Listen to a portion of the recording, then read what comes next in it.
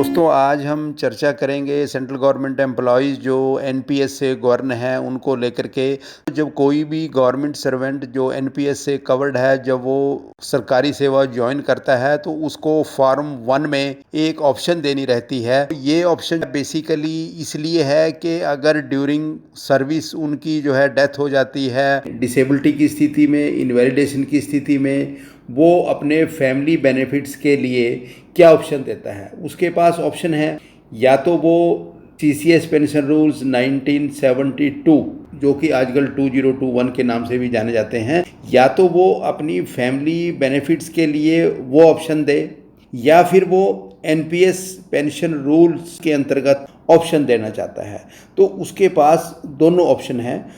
उसको फॉर्म 1 में ये दोनों ऑप्शन कि वो एनपीएस से अपनी फैमिली बेनिफिट्स लेना चाहता है या सीसीएस पेंशन रूल से, दोनों में से उसको एक को ऑप्ट करना होता है। और फॉर्म 2 में फैमिली की डिटेल्स रहती हैं कि उसकी फैमिली में कौन कौन एलिजिबल हैं जो फैमिली बेनिफिट्स के लिए हकदार हैं, उसकी मृत्यु के बाद, उसकी डिसेबिलिटी के बाद या अन्य किसी ऐसी स्थिति में। अब दोस्तों हम पहली स्थिति की बात करते हैं कि अगर सेंट्रल गवर्नमेंट एम्प्लॉय जो एनपीएस सब्सक्राइबर है, अगर उसने ऑप्शन दी है फैमिली बेनिफिट्स के लिए सीसीएस पेंशन रूल 1972 या 2021 अगर ऑप्ट किए हैं, तो ऐसे सरकारी कर्मचारी की मृत्यु की स्थिति में उसको वो सभी फैमिली पेंशन के बेनिफिट मिलेंगे जो सीसीएस पेंशन रूल्स 1972-2021 के अंतर्गत आते हैं। यानी कि ओल्ड पेंशन स्कीम में जो भी फैमिली बेनिफिट जैसे कि ग्रेजुटी है या लास्ट पेड राउंड का 50% जो है पेंशन है,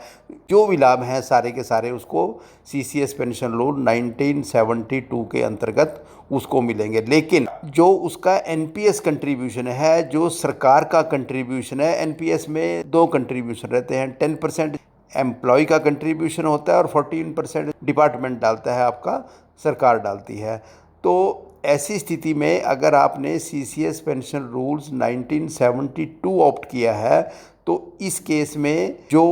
गवर्नमेंट कंट्रीब्यूशन है और जो उसके ऊपर रिटर्न है वो गवर्नमेंट के अकाउंट को ट्रांसफ़र हो जाएगी, वो आपकी फैमिली को नहीं मिलेगी। आपकी फैमिली को वो मिलेगा जो आपका कंट्रीब्यूशन है और जो उसके ऊपर इंटरेस्ट है। अब अगर सेंट्रल गवर्नमेंट एम्प्लॉय जो एनपीएस सब्सक्राइबर है, अगर उसने जो फैमिली बेनिफिट्स के लिए जो ऑप्शन दी है, अगर उसने rule 10 of CCS NPS pension rules 2021 जो एनपीएस रूल्स के अंडर अगर उसने फैमिली बेनिफिट्स के लिए ऑप्शन एक्सरसाइज की है, तो ऐसी स्थिति में उसको जो pension fund regulatory and development authority regulation 2015 के अंतर्गत उसको एनपीएस के बेनिफिट उसकी फैमिली को दिए जाएंगे। लेकिन इसके अलावा in addition to these NPS rules उसको ग्रेजुटी के वो सभी लाभ दिए जाएंगे जो कि सीसीएस पेंशन रूल्स 1972 यानी ओल्ड पेंशन स्कीम में जो ग्रेजुटी के बेनिफिट मिलते हैं, जिसका टेबल हमने आपको पिछले वीडियो में भी दिखाया था, लेकिन हम फिर रिपीट कर देते हैं आपकी जानकारी के लिए कि अगर गवर्नमेंट सर्वेंट की सर्विस 1 साल से नीचे थी तो उसको 2 टाइम्स ऑफ एमोल्यूमेंट्स, 1 साल से ज़्यादा है लेकिन 5 साल से कम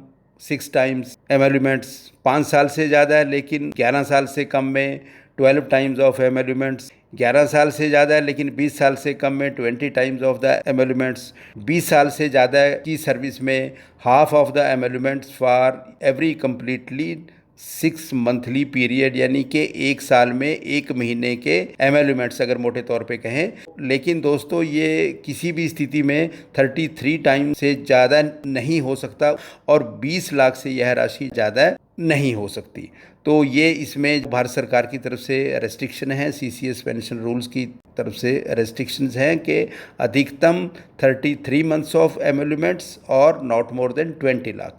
अब तीसरी स्थिति पैदा होती है कि अगर जो गवर्नमेंट एम्प्लॉय है, एनपीएस सब्सक्राइबर है, उसने कोई ऑप्शन ही नहीं दिया, ना उसने सीसीएस पेंशन रूल 1972 के लिए ऑप्शन दिया है, ना एनपीएस रूल्स 2021 के अंतर्गत कोई ऑप्शन दिया है। ऐसी स्थिति में अगर कर्मचारी की डेथ 15 साल की सर्विस से पहले हो जाती है, या ये जो एनपीएस रूल्स 2021 नोटिफाई हुए हैं इनके 3 साल के अंदर हो जाती है, तो ऐसे कर्मचारी को बिना कोई ऑप्शन दिए भी सीसीएस पेंशन रूल्स 1972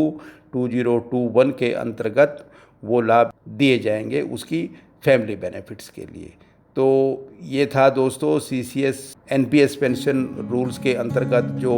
ऑप्शन जो सरकारी कर्मचारी को देनी होती है उससे रिलेटेड जानकारी। दूसरे वीडियो में हम लेके आएंगे CCS extraordinary pension rules for NPS. Thank you.